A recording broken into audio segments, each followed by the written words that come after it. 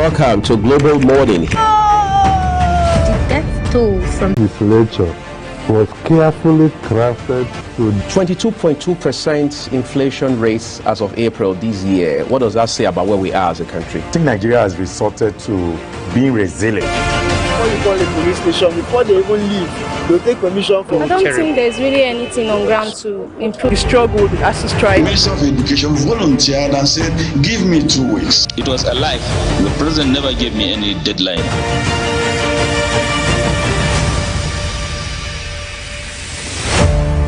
Morning.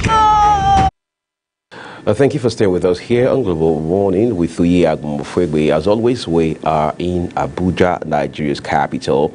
Let's get talking about very serious and salient issues. I mean, very topical developments. We will begin from Imo State on the program this morning, where we understand that the Nigeria Labour Congress, of course, as is always the case, in collaboration with its counterpart, the Trade Union Congress of Nigeria, TUC, have now reached an agreement.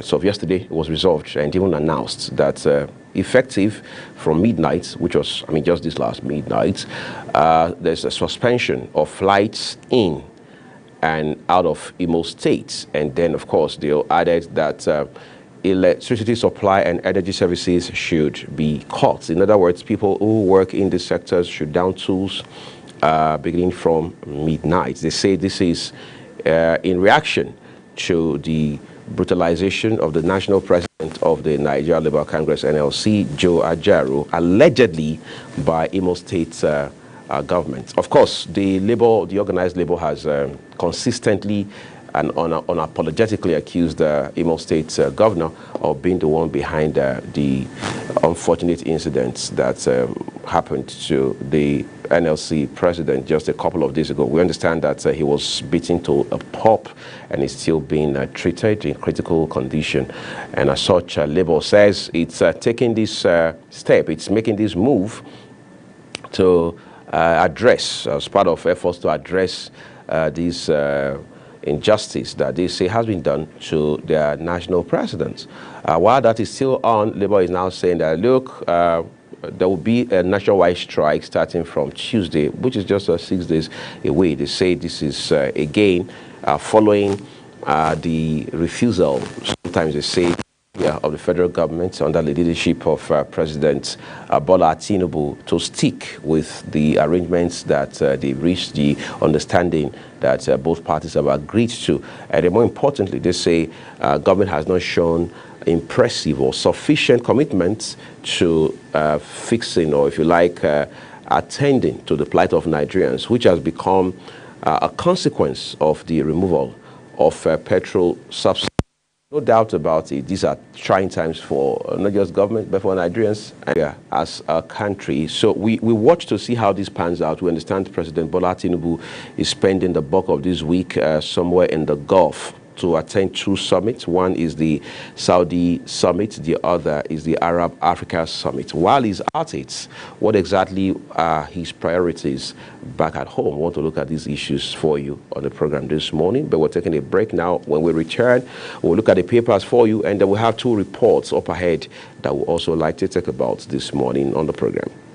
the death toll from flooding. Most time our politicians just bring in policies too, for sure. Incidentally, we have several more stories. the legislature was carefully crafted 22.2% inflation rates as of April this year. What does that say about where we are as a country? I think Nigeria has resorted to being resilient. Before you call a police station, before they even leave, they'll take permission from I don't think there's really anything on ground to improve. the struggle, the ASU The strike. Minister of Education volunteered and said, give me 2 weeks. It was a lie.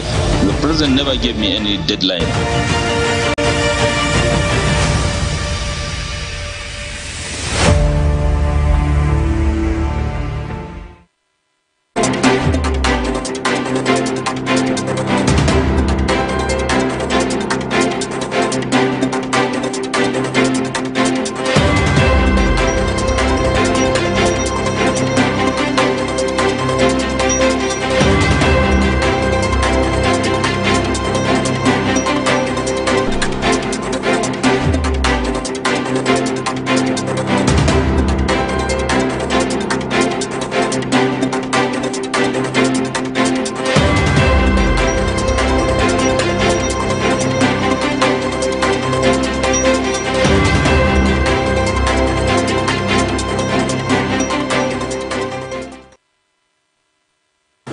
Let's take a look at the papers for you. Would like to begin with the Punch newspaper this morning. From stories above the nameplate, NNPCL unveils new crude grade ships, 1.9 million barrels.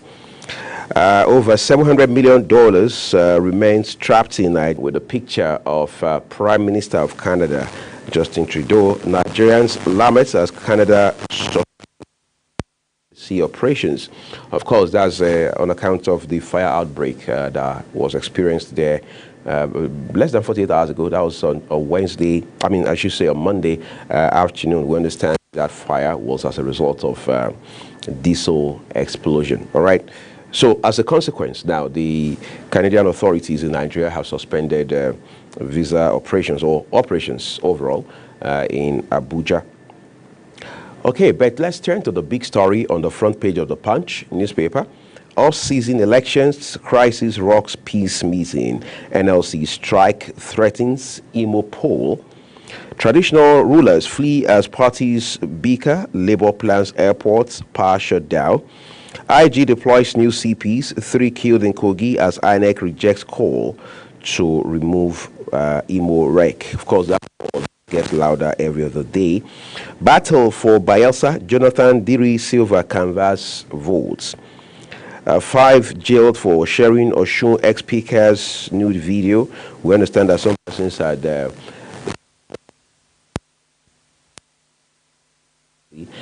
sharing his video. Had claimed that he was performing some fetish acts. But then again, they were able to, from the report, we're now reading from the Punch and a few other national dailies, beat out some 38 million from him. All right, and now we understand that 3 of these persons have been sent to jail for 5 years. Another one, which is the 4th person again, on account of cyber stalking, also was sent to jail. Because, of course, the first 3 were sent to jail on 2 counts, cyber stalking and fraud. But this other guy, the 4th accused person, was sent to jail on 1 count, which is cyber stalking. The 5th person, however, was discharged and acquitted. But again, maybe this is a conversation we should be having every other day. Just on Monday, I was discussing with a colleague. We're talking about internet fraud, we're talking about cyber crime, and so on and so forth. And within the context of cyber crime, we were talking about how that cyber crime is not just about you or say, as Nigerian law would put it, under false pretense, collecting money or other valuables from someone. When you stalk people on the internet, whether you're using the web, you're using social media, you're using an app, it is still a crime. It is still a cyber crime. If you advance or propagate fake news, whether you know it is fake, whether you know it is false, whether you know it's a piece of disinformation or not, won't matter. What counts in the end is that you have committed a crime, all right? And as such, what it means is we've got to realize that ignorance of the law is not an excuse. We've seen several instances where somebody would share another person's video on cloud and you say it's somebody's sex tape, all right? And you think it's funny. It's not. I mean, if you understand the weight of the law on issues like this, you won't even want to imagine such an act in your head. I mean, it's even an advice for people who have not fallen victims, who have never fallen victims of this kind of thing, to say, if you have nude pictures, you have nude videos, I mean, videos or pictures, images that show people in a compromising situation, the best thing to do is to knock those videos off your devices, whether it's your computer, is your phone, is your tablet, wherever you have them, even your email. You had better knock them off for your good. It's not as if you're doing the world any favor, for your good, because when the chips are down, then you now begin to understand the kind of, the level of ignorance and the conversation around to technological advancement. But let's continue to look at the Punch newspaper for you this morning. All right, it says certificates racketeering, Lagos Assembly probes LASU. You would find that headline. Senate demands ceasefire, U.S. rejects Gaza occupation. Okay, but let's look at the Tribune, which is also very loaded this morning, as always. Okay, Story has a picture of President Bola Tinubu. It reads, Tinubu will shock currency speculators. Presidency. CBN targets 95% access to financial services. That's according to the Apex Bank Governor, Dr. Kadoso Olayemi. Reps lament resurgence of Boko Haram attacks in Borno, Yobe. You find details of that story on page 7 of the Nigerian Tribune. Labour orders immediate shutdown of Imo, nationwide strike November 14. Perpetrators of attack on NLC president must be brought to justice. That's CACO now, of course, a very prominent, frontline civil society organization. NPA launches $1.1 billion port rehabilitation plan to start with Apapa Tinkan ports. Israel-Palestine war, Senate seeks ceasefire, asks FG to press for two-state solution. Is the government's favorably disposed to this conversation?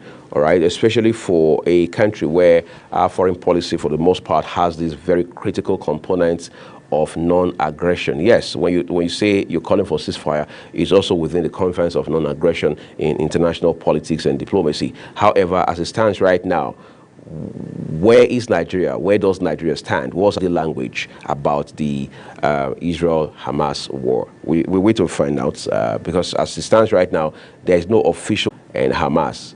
In the meantime, we wait to see what the official statement from the Nigerian authorities will be in the days, who knows, maybe weeks ahead. Okay, but then we want to see a few more headlines from Nigerian Tribune this morning. Analysis as battle for Lugard House peaks. Who becomes next Kogi governor? We wait to find out. Yesterday, bad news came out of Kogi, by the way, about some attack on the candidates, the gubernatorial candidates of the SDP in that election at Jaka. Hopefully, in the course of the week, we will be having somebody from his campaign team come to talk to us about developments in the state. We should be able to do that, say today, tomorrow. We'll keep you posted. Senate asks Customs CG to investigate extortions at nation's borders. 3 killed in Kogi. IGP wants troublemakers to relocate from states before election. Give peace a chance for successful, credible poll. INEC appeals why we will win Kogi, Bayelsa, Imo, Guba polls. Quickly, everyone. Okay. It says appeal court sacks Plateau PDP senator, declares Lalong winner. Gas scarcity persists in Lagos, Kano orders as price remains unstable. What's more, firearms abuse, Senate indicts customs controllers in Katsina, Kaduna, Ogun. 3 days to polls, killings, attacks spike in Kogi, Imo, Bayelsa. 3 killed as SDP chieftain attacks. They are thugs, police. IGP restricts movement, bars, Ibubagu, other quasi-security outfits. War on Gaza, Senate calls for ceasefire, asks FG to press for two-state solution. Bandits kill 10 in Benue, 5 in Katsina. Kano Disco gets new owners. Ajero, labor orders part shut down, flight suspension in Imo. All right, then we have 3 more newspaper for you. Big story on the front page says 31 governors shun amendment, financial autonomy for states assemblies. Well, that doesn't come as a shock at all, does it? Universities, and that is happening amidst tight universities. Israel-Hamas war, Senate universities. Israel-Hamas war, Senate's nudges FG on ceasefire call. Lagos Assembly summons Commissioner VC others over certificates racketeering. We understand that there has been an online, an online publication doing this very incisive and damaging investigative reporting on some alleged certificate racketeering within the Lagos State University, LASU. LASU has been a prestigious academy, higher learning, academy for higher learning over the years for several decades, and these sort of reports is not only damaging, but just radically changes the assessment, the impression of the public about that institution. NLC TUC threatened nationwide strike November 14, while coercive legislation may not return children to classrooms. Only 3 states score excellence in ICANN's audit ranking. I should say. Only 3 states score excellence in ICANN's audit ranking. You find that on news page 3 of The Guardian. Okay, so ICANN, first of all, is an authority. Excellence in their ranking, then that puts to question what happened to the other 33 states. Who knows, including to look at this day newspaper for you this morning. On this day, above the nameplates, NPA launches audacious $1.1 billion plan to rehabilitate 100-year-old Tinkan Island port. Others with a rider that says discloses 25-year port master plan. Labour commences indefinite strike in Imo State to shut down Owerri Airport. Threatens to begin nationwide industrial action November 14. Adegbaruwa urges NLC to declare total strike. Says Tinubu administration has no regard for Labour. Yakubu, results of polling units with record of violence will not be counted. Imo, LP, PDP, Guba candidates stage walkout during INEC stakeholders meeting. Demand removal of resident electoral commissioner. Don't tests are resolved. IG warns troublemakers in Bayelsa, Kogi, Imo. Orders restriction of movement on election day. Deploys 3 DIGs to man elections in 3 states. Bayelsa poll, Diri deserves another term, says Jonathan. We understand that the former president has spent part of this week campaigning for the candidate of the People's Democratic Party in the Bayelsa State governorship election, the former Senator Adoyo Diri. He says to Bayelsa people that is their best choice as far as this round of election is concerned. But then let's turn to Daily Sun newspaper, which is our penultimate for this morning. Labour declares war, begins strike in Imo today. Other states on Tuesday, reviews breach of agreement with FG. Growls includes attack on Ajero. Ex-African presidents, governments to meet in Abeokuta on democracy to examine success, failure of Western democracy on continent to propose blueprints for governance model for Africa. You find details on page 6 of the Daily Sun newspaper. At the foot of the front page, Guba polls were confident of victory in Bayelsa, Imo, Kogi. That's the People's Democratic Party speaking on page 20 of today's Daily Sun newspaper. But just beside the Daily Sun nameplates, another bloodbath in Benue, Katsina. Gunmen kill 15, abduct 5. Pages 4 and 5 of Daily Sun is where you'll find details. NPA says 2024 deadline for $1.1 billion port rehabilitation plan. Plateau South appeal call sacks PDP senator, declares Labour Minister Lalong winner. Khan won't play opposition to government's Archbishop Oko. Israel forces to allow trapped civilians leave Gaza City. Will take over Gaza security after war, Netanyahu. Jonathan, others ask for re-election of Diri as PDP ends campaign. Embarrass NYC certificate. PDP berates NYC, demands apology. Will shock currency speculators, presidency. country going through economic challenges, CBN. So let's go look at our last paper for you this morning, which is the Vanguard newspaper. Okay, we'll begin with the big story. Naira, Tinubu will shock currency speculators. That's according to presidency. Okay, that story has a couple of riders, but the first one says a reorganization of banking sector coming for stable, stronger Naira.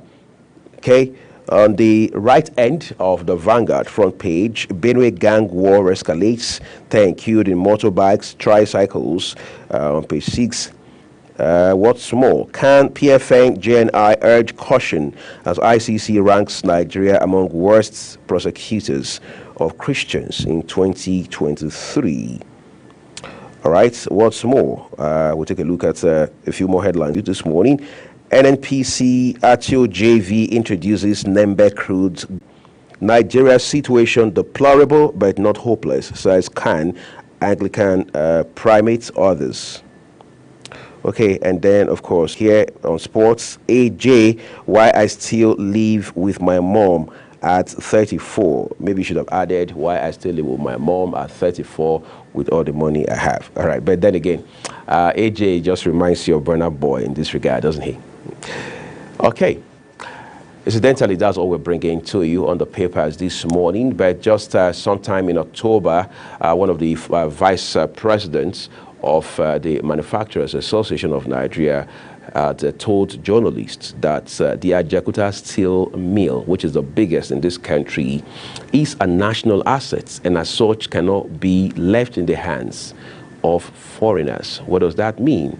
We'll bring a report that focuses very importantly on that sector and in particular this steel mill. Of Mines and Steel Development, Prince Shaibu Audu, assuring of the federal government's commitment to complete the Ajaokuta Steel Construction Project, which is said to have the potential of creating 500,000 jobs for Nigerians. Nigerians have aired their views concerning the issue of the ongoing Ajaokuta Steel Construction Project as a test of government's resolve. However, Edward, for instance, does not find the story particularly inspiring. We've heard so much about Ajaokuta Steel, and it's like at a point we're beginning to lose hope. But because hope is the essence of life, we believe in anybody. So we are believing that because of humanity, we need it. We can't continue to be stuck. And advises Nigerians to keep hope alive while constantly believing. It has come for us to actually believe in the words of Mr. President. You understand, he's a pragmatic person. He's focused, and he has direction. And also you have a permanent secretary. You understand, in that ministry, that is a technocrat, and I believe that they will swing into action. Civil servants, more commitment to the Ajaokuta Steel Complex is expected of the government, considering the need to industrialize Nigeria in order to encourage local production. We have the natural deposit of this steel in it. They are making leaps emphasis on it, but I think he is more pragmatic on it, as he laid emphasis on it now. But you have to realize that the Ajaokuta Steel is not going to start from embryo. It has gotten to a stage before it was moribund. So now what he's going to do now is to resuscitate it. So by resuscitating it, all the manpower needed, the capacity and capability needed, he knows them. Just to ask them to come back. And once it is top on his agenda, so if it's top of his agenda, he's going to lay emphasis on it, and the thing will be prosecuted. Sharon Ajay reporting for Global TV News. Thank you, Sharon, for that report. But again, let's just mention that the government has said upon completion, this facility, these biggest of graduates that our universities year after year are churning out. But let's talk about something different real quick. The crime rates in the FCT and how that capital continue to evolve. I mean, it will appear at just 1 minute when law enforcement agencies think they've been able to nip them in the bud or track, just stop them in their tracks. The next thing you know is they switch methods, and then they continue to unleash mayhem on innocent states across this country. Our partner correspondent, Danjuma Abdullahi, takes a look at how these criminal gangs operate, what it means for us as a people, and what could be done. Apparently peaceful traffic situation can turn into a nightmarish experience with the activities of the popular but ignoble criminals called One Chance. They are violent criminals who disguise as either commercial drivers or as passengers. The trick is to shout, one chance, giving the impression, but jump in and you jump into a pile of miseries.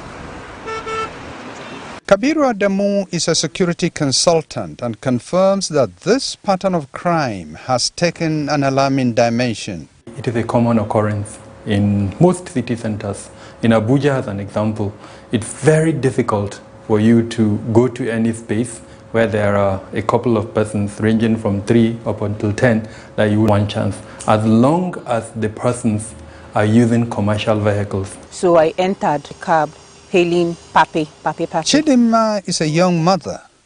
She had a terrible and pathetic experience in the hands of the criminals. Chidinma was dropped by her sister right about here at around 8 o'clock. Passenger at the back pulled over and hastily picked her. Destination Mpape. But the journey was doomed because a set of horrible things started happening at the inception of the trip. Immediately I entered. The passenger by my left was behaving as if he was collecting his balance from the driver.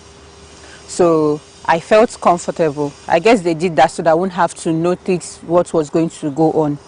So immediately after he collected that balance, the next thing he did was to stretch his hands towards my side, and here was on my neck, while here was trying to stop me from opening the door by my right. So as I tried to open the door by my right, they were shouting, you better cooperate. You know, go cooperate, but you won't die. You won't die this night. She said, go feel come out from this car. This is go feel come out. You know, go feel come out from this car. They were beating me. The first person that hit me was the man in front. So he punched me with, I don't know whether it was a ring on his finger or a rod. Mainly he punched me. That was when here, the blood started oozing from here. So I was in the pool drinking my blood. Then they now told me, lie down. Okay, lie down.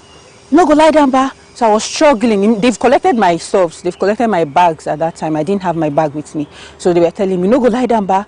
So I thought they wanted to rape me as they were telling me to lie down. I tried to lie down on that floor. The one by my side too now slapped me, and he tried to strangle me too. That was where this marks came out from. So he was struggling me and telling me, no, you go die this night. Maybe you don't want to cooperate. You go die this night. You go die this night. Chidinma was lucky to escape alive because she did not fit the correct profile of the perfect victim the criminals were searching for their sinister intentions. By the time they were done beating me, it wasn't like the madam, you know what you go do now? You go cut your breast. I said, okay, sir. He now said, do you have kids? I said, yes, I have kids. He just kept quiet. The next thing I saw was that he told me, okay, oh yeah, get up. Alone in the night. This young lady was also lucky because she survived and agreed with us. I've been attacked in this beggar before. I was hit from behind. My phones and everything were collected. And it took me years to be able to stand in beggar and get a car and pick up a cab.